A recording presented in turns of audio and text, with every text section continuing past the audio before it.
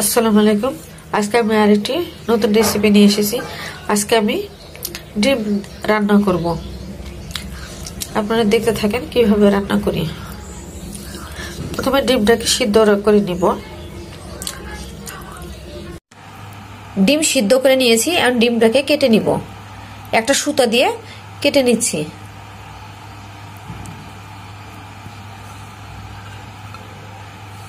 দেখেন, এভাবে কেটে নিতে হবে।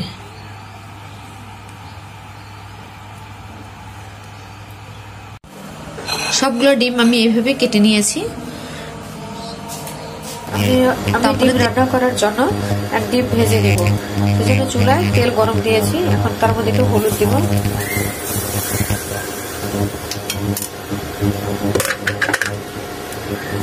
লবণ দেবো সেটা,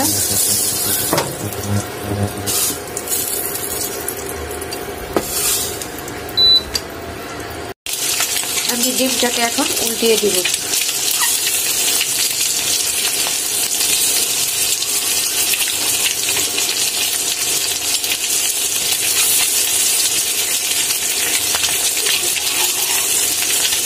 এর উপরে সবগুলো ডিম উল্টে দিব।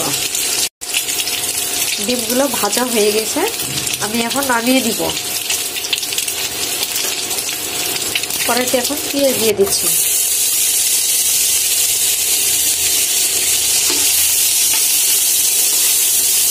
পেঁয়াজটা লাল লাল হয়ে গিয়েছে। এখন আমি এর ভিতরে টমেটো ঢেলে দিচ্ছি।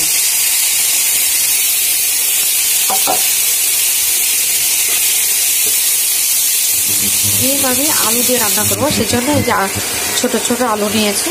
এটাকে মশলা দিয়ে কষিয়ে নেব।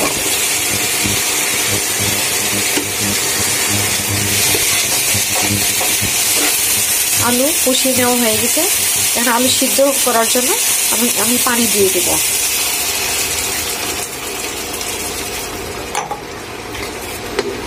আলুটা সিদ্ধ করে নিতে হবে ভালো করে। ঢাকনাটা খুলে দেখি তরকারি হয়ে গেছে কিনা। আলু সিদ্ধ হয়ে গেছে। এখন ডিমটাকে ঢেলে দেব। একটু ধনিয়া পাতা ছিটিয়ে দেব।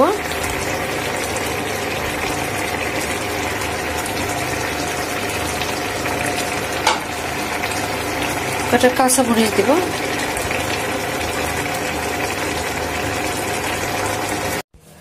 ডিম রান্না হয়ে গিয়েছে, আমি নামিয়ে নিয়েছি। যদি এই রেসিপিটি আপনাদের ভালো লেগে থাকে তাহলে লাইক, কমেন্ট, শেয়ার করে জানাবেন।